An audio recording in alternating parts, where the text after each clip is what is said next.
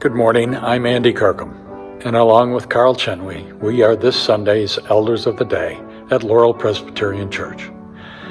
Welcome to this morning's worship service video. We hope you are remaining safe and healthy and exercising COVID-19 precautions in your day-to-day activities. We are trying to make sure anyone at LPC who needs help getting a COVID-19 vaccine can get that help. To that end, our phone callers, in their next conversation with you, will be checking on your progress in getting your vaccines and asking if you need any assistance in getting an appointment. Each week, we remember a friend at home and a college student. This week's friend at home is Jake Carson, and our college student of the week is Joseph Wete. I know they would enjoy a call, a card, or an email to let them know you're thinking of them.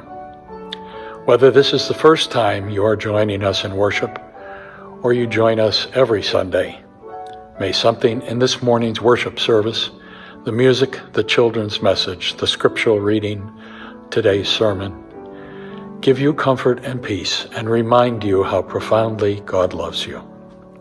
Now let us worship God and be mindful of the many ways we see and feel His presence in our lives.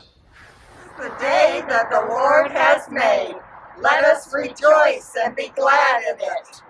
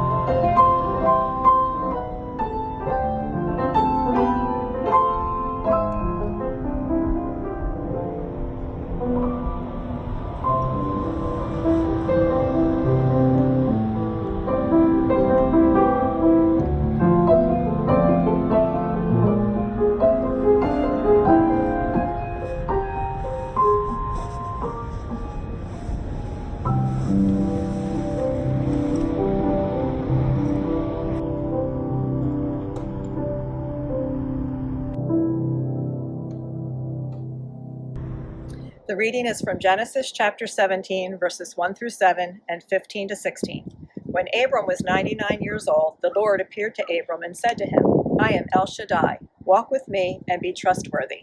I will make a covenant between us, and I will give you many, many descendants. Abram fell on his face, and God said to him, But my covenant is with you. You will be the ancestor of many nations. And because I have made you the ancestor of many nations, your name will no longer be Abram, but Abraham. I will make you very fertile. I will produce nations from you, and kings will come from you. I will set up my covenant with you and your descendants after you in every generation as an enduring covenant. I will be your God and your ancestors' God after you. God said to Abram, As your wife Sarai, you will no longer call her Sarai. Her name will be Sarah. I will bless her and give you a son from her. I will bless her so that she will become nations, and kings of peoples will come from her. Remember last week when we were lamenting about how poor Noah had to shelter in place in a tiny, overcrowded, stinky ark with way too many animals and way too many people for a whole year. Before the flood ended and the rainbow came and Noah and his family could see real evidence that God had not abandoned them, that God's promises were in the rainbow. Remember that? Well, that is nothing compared to poor Abraham. He had to wait even longer to see real evidence of God's promises. The second Sunday of Lent, it's a good time for us to hold up Abraham and Sarah's journey, because Lent is when we mark and we remember Jesus' 40 days in the wilderness. And Jesus would have looked to his own ancestors, his own scriptures and stories about God to give him strength and courage and perseverance to get through that hard time. And Abraham would have been his model. And what would Jesus have seen if he'd looked at Abraham?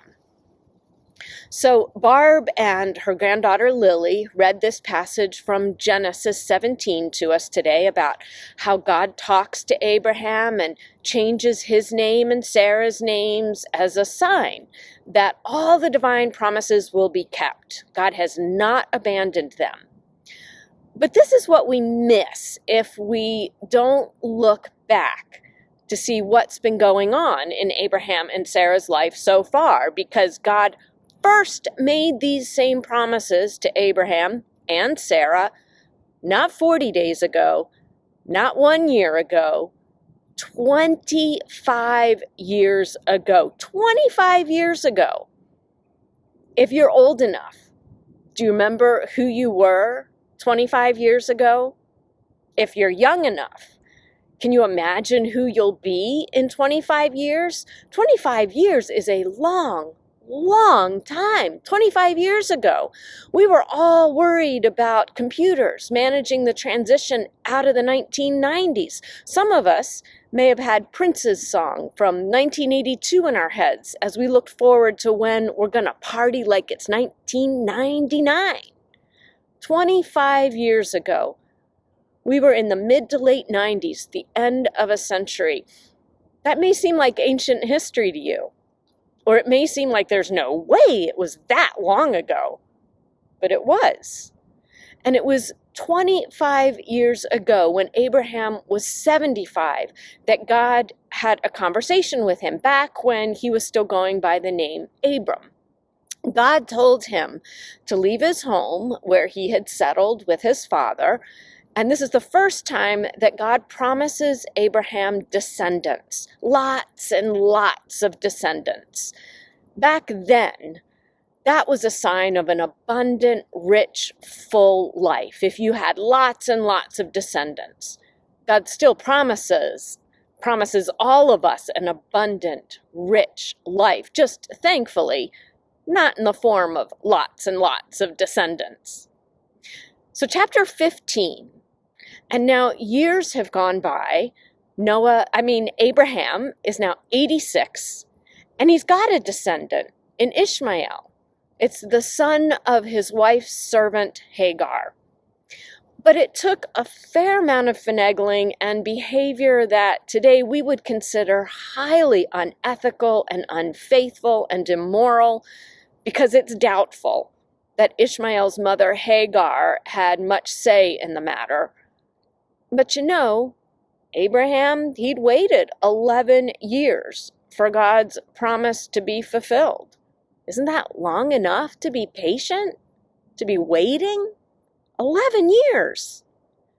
Chapter 17, the one from today, 13 more years have gone by. Abraham is rounding a full century, and God shows up again with the same promises. I am your God. I promise to be your God. I'll say it again. I am, I have been, I always will be your God. I will not abandon you. I will keep my promises. Even though you don't trust me, I keep my promises. And the promise is for you and Sarah to have descendants. Not you all by yourself, Abraham. Not you and Hagar, Abraham. You and Sarah. Sarah will become nations. That's what verse 16 says. I will bless her, meaning Sarah, so that she will become nations.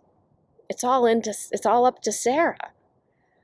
Okay, so who among us would be able to trust a promise that was made 25 years ago that seems to have no sign of being fulfilled? An awful lot can happen in 25 years. Social science researchers have found that we are really, really bad at predicting who we will be and what we will be like and what we'll just plain like in 10 years' time. We always underestimate how much will change. 25 years ago, I knew nothing about football, nothing. Now, I'm embarrassed at how much I know and how much I follow football and how excited I am that the Ravens quarterback is no longer Joe Flacco but Lamar Jackson, and how we have the very best kicker ever in opera singer Justin Tucker. How did I get from that person to this person? The me of 25 years ago would not be able to comprehend how I ended up here. I blame it all on Paul, who, to be fair, was not a football fan 25 years ago either. Football was certainly not part of the deal when we got married. Little did I know that I would end up finding a place for him to watch every single game, no matter where we were in the world. But maybe that's what happens when the new Ravens Stadium is being built a block from your house. You can wake up one day and realize you're a football fan. Didn't see that coming. Wouldn't have predicted that for myself. Well, we usually do focus on Jesus' time in the wilderness in Lent. It's also a time to remember God's covenant with us, a covenant made long, long ago, a covenant we forget so easily. God has to repeat it over and over and over, and even then, we wander away, or we laugh. But who wouldn't? If you're 99, your wife's 90, and God is saying, it's not too late, you can still have a child. When Abraham hears the Lord promising again, land, descendants, covenanted love, he laughs. So does Sarah. How absurd. I don't know much about history, but I do love to read historical fiction, and I'm currently finishing a book about Winston Churchill's wife. That's how I found out that he thought, and she thought, his political career was over with the battle he lost in the First World War. He was sidelined, he was scapegoated, he really didn't have a whole lot of say, much power in British politics until 30 years later. And Britain watched Hitler break treaties and alliances and promises over and over again, stomping all over Europe, finally invading Poland. And then the time was right. the need for Churchill's political savvy, strategic wartime thinking, it was so overwhelming, no one else could have stepped in. 30 years. 30 years. It used to be that everyone was all about long-range planning. Where will you be in 10 years, 5 years, next year? As much as I love a plan and love to plan, I just never could get behind a long-range plan. I'd feel bad about that. But at a certain point, I gave up both thinking I should have a long-range plan for my life and gave up feeling bad about not having a long-range plan for my life. I know it works for lots of people. It just didn't work for me. Instead, I decided to go at it a different way. That is, to try to live each day making the best, most faithful decision I could for today, given today's circumstances. Trying to stay focused on God's love and my Maker's call to live and trust and share that love in each new day. Trying to be open to how this day is different, with different challenges and calls and invitations from any other day. Abraham and Sarah, they lost sight of God's promises to be their God no matter what. Their focus started slipping. Maybe it was around year 5 when Abraham was 80, Sarah was 70, and still no sign of a descendant. Maybe over time it just slowly ebbed away, their faith in this covenant from God, until they took matters into their own hands. Trusting God's love, trusting promises, it takes focus. It takes intentionality. It takes commitment over and over and over. It takes trying to live today, again, in faith. Just because you trusted God last decade, last year, last week, it doesn't mean you're done. Look at me. I've turned into a football fan. It didn't happen one day overnight. I just woke up, but it happened over time, slowly.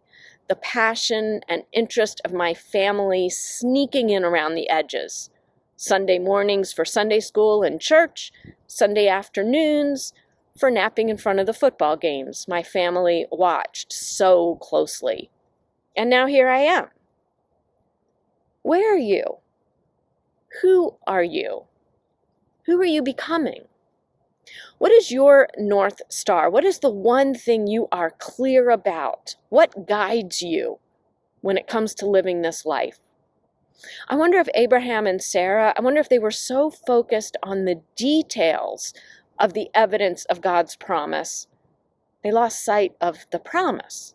The promise was to be their God, that they were claimed and loved every single breath, every single step of their walk. This passage from today, it opens with God saying, walk with me, accompany me, be with me. Because maybe Abraham and Sarah had forgotten and had wandered away.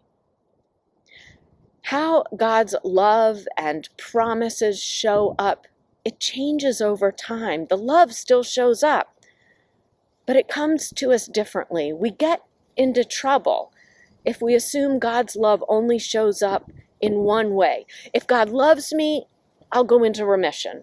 If God loves me, I'll get into that school program. If God loves me, the bully will leave me alone. If God loves me, I won't lose my temper. If God loves me, I won't worry anymore. If God loves me, I won't suffer. If God loves me, I'll never feel abandoned. If only. How do you know? How did you know God's love 25 years ago? Is it the exact same now? How do you think you'll know it, recognize it, feel it next year, next month, next week? God's love promises to show up even at our death. And most of us wait decades and decades and decades to see that promise fulfilled. Better than waiting around for God to show up the way we think divine love will show up is to live God's love today as best we can. Trust God's love today as best we can. Believe that when we wander away from walking with God, when we lose our temper or start worrying or get mad that we aren't in remission, when we're suffering horribly, when we feel abandoned, God will show up again and again and again. Remind us what it is to be claimed by our Maker. A course correction, like God did here with Abraham. These days of life, this pandemic life, go on and on and on.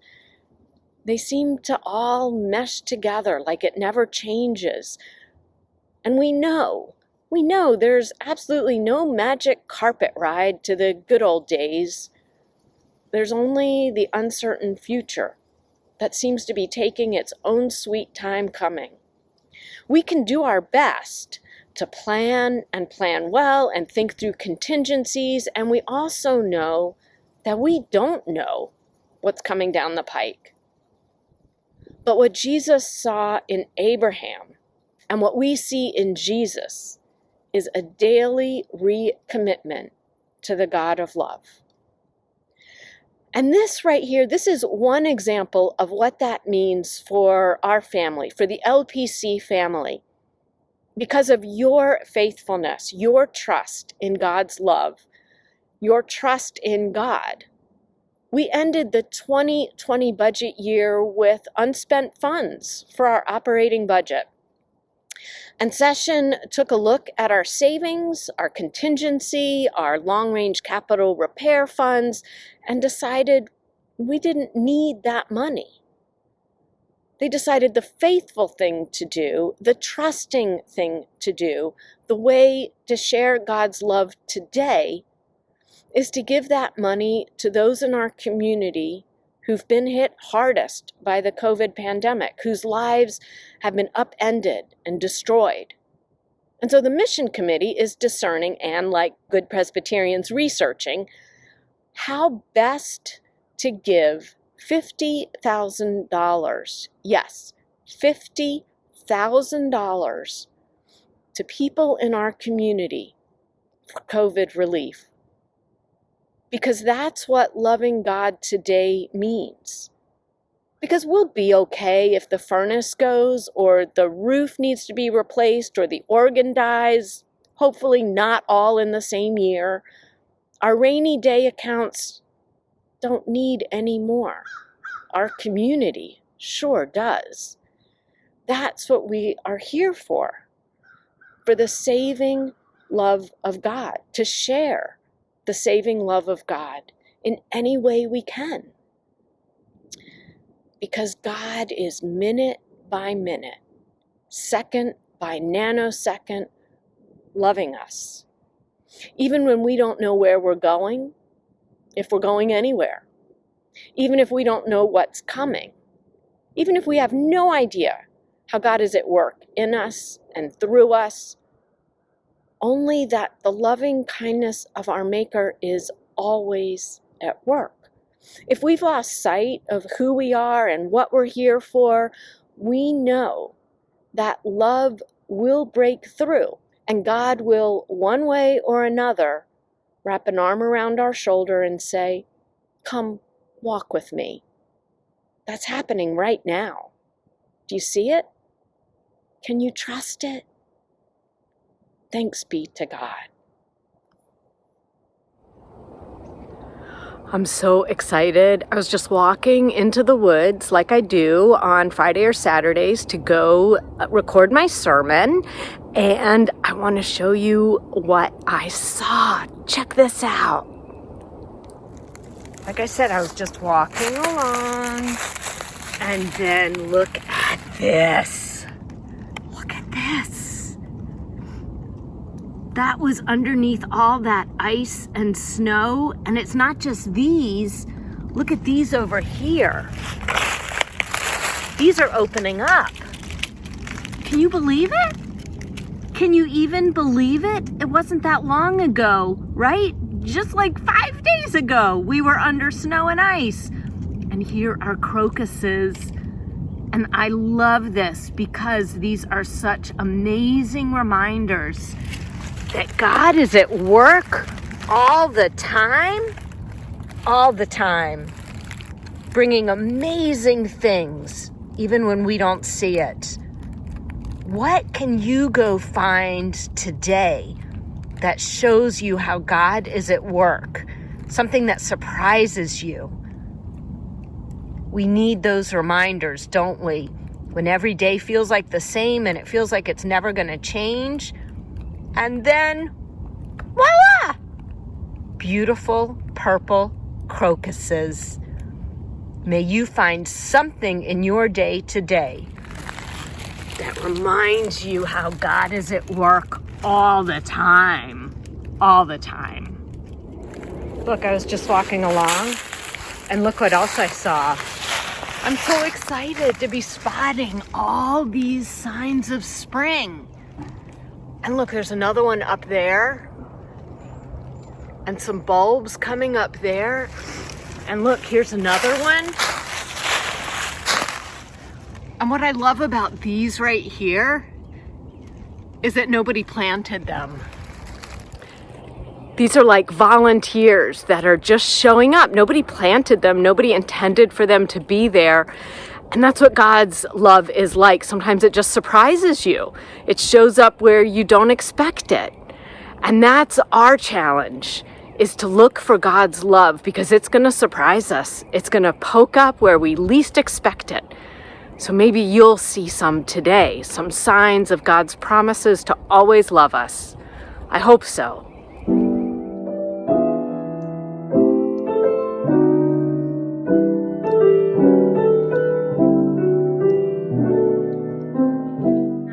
Years old, the Lord appeared to Abram and said to him, I am El Shaddai. El Shaddai. Walk with me and be trustworthy. I will make a covenant between us, and I will give you my line.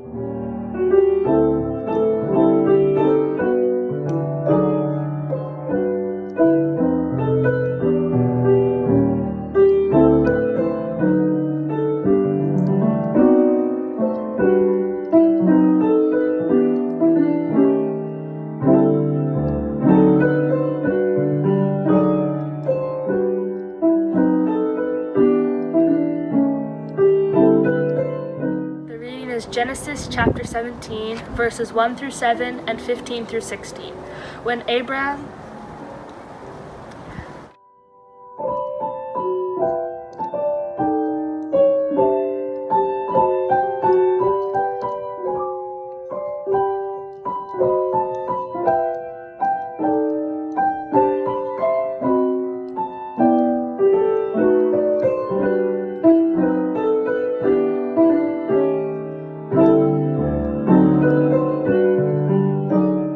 But me, my covenant is